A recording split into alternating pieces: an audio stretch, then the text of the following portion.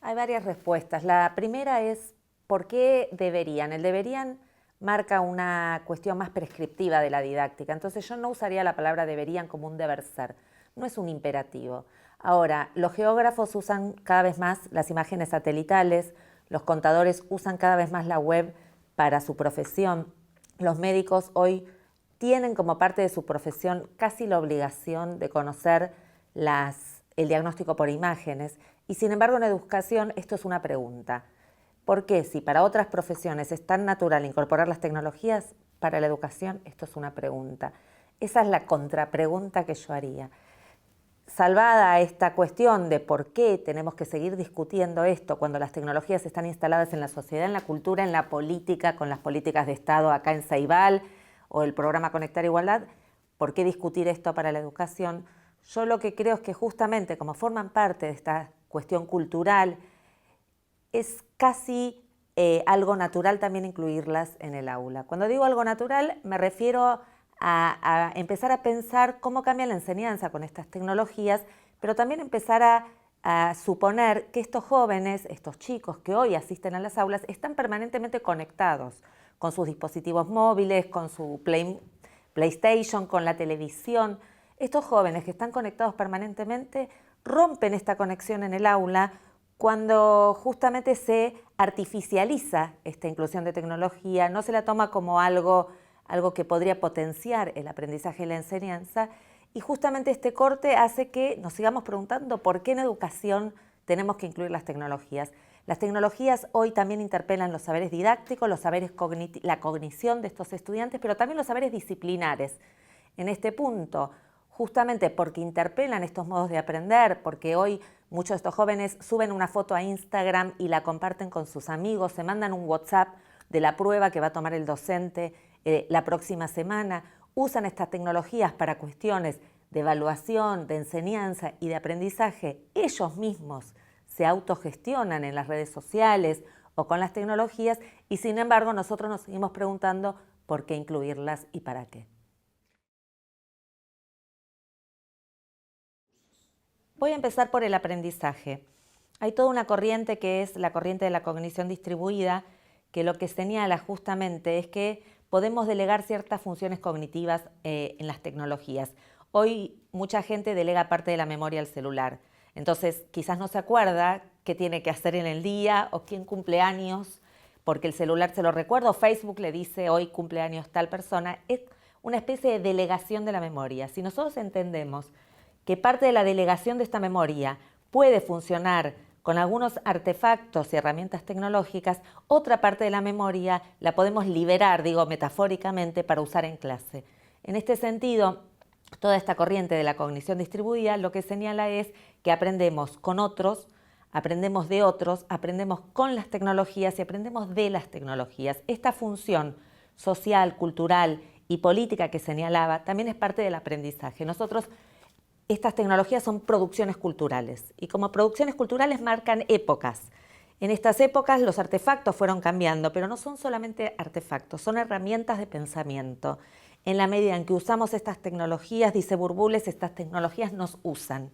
Es decir, cambian nuestras maneras de aprender cuando hay mediación tecnológica, cambian las formas de construcción de conocimiento. Hoy tengo también como docente la posibilidad de ver qué otras clases hacen otros docentes en el mundo, qué investiga un docente en otro lugar, qué actualización bibliográfica hay sobre un tema, qué imágenes tengo sobre inundaciones, qué dicen otros especialistas sobre un tema. En este sentido, tanto para la vigencia y la actualización de un tema están las tecnologías, como para esto que yo decía de potenciar los aprendizajes.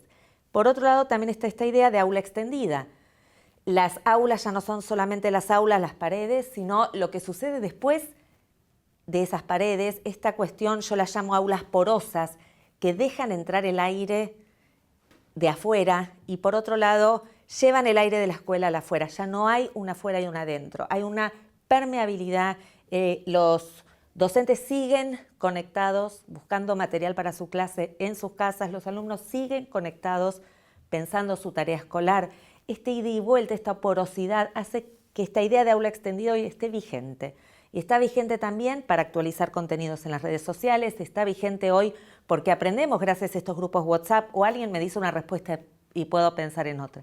Los desafíos entonces son pensar tareas que interpelen, que no se resuelvan con el corte y pegue, que involucren a los padres, que involucren a la comunidad, que tengan que ver con desafíos didácticos, resolución de problemas de la comunidad o del aula o de la disciplina, que no se resuelvan fácilmente. La información está accesible, dice Serres, pero la construcción de conocimiento, de esa información a la construcción de conocimiento hay mediaciones. Y esas mediaciones son tarea del docente. Favorecer las tareas no sencillas, tareas colaborativas, tareas con otros, tareas con expertos de otros lados del mundo que hoy están conectados. Pensar diferente la clase, teniendo todo esto hoy disponible. Es una pregunta difícil porque también tiene que ver con saberes disciplinares y voy a hacerlo desde una cuestión más genérica porque así digo, después cada docente tendría que vincular esto con su disciplina.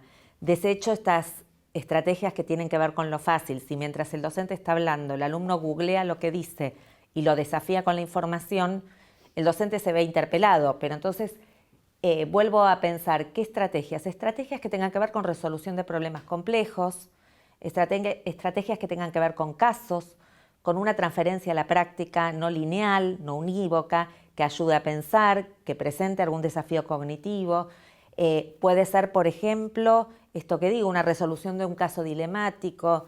También trabajaría más con imágenes, una dimensión que es la dimensión expresiva del conocimiento. Hoy se piensa mucho con imágenes, hay distintas formas de construir conocimiento, esto ya lo sabemos, pero no lo potenciamos y no lo aprovechamos. Pinterest como red social que trabaja con imágenes y los tableros nos permiten pensar en una línea que tiene que ver con la percepción y la cognición, cómo conocemos a través de los procesos perceptivos. Trabajaría mucho con la imagen, con la intervención de la imagen, trabajaría textos en capas, con colores, con otro tipo, con diagramas, herramientas que hoy trabajan diagramas de contenido, ayudaría a pensar otra vez en la cuestión sustantiva y epistemológica del conocimiento. Esto es una estrategia vital. Sabemos que tenemos que ayudar a los estudiantes a clasificar la información, a buscar y a discernir entre información espuria y relevante, pero no sabemos a veces cómo hacerlo.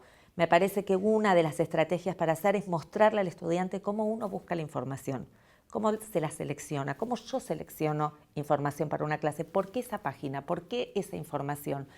Cómo contrasto fuentes, cómo clasifico, cómo organizo y cómo jerarquizo. Y por otro lado, cómo sintetizo. Son todas capacidades de pensamiento que hoy tienen que estar más vigentes que nunca. La capacidad de síntesis y Serres también para volver a poner en escena esta idea de si la información está distribuida, ¿qué tenemos que hacer? Él dice, solo nos queda inventar. Cuando él dice solo nos queda inventar, está hablando de la clase como un acto creativo. No repetir la clase, pensar que cada clase es en sí mismo un acto creativo, donde creamos con los estudiantes, donde los interpelamos, donde nos interpelamos a nosotros mismos. Me parece que esa es la estrategia didáctica.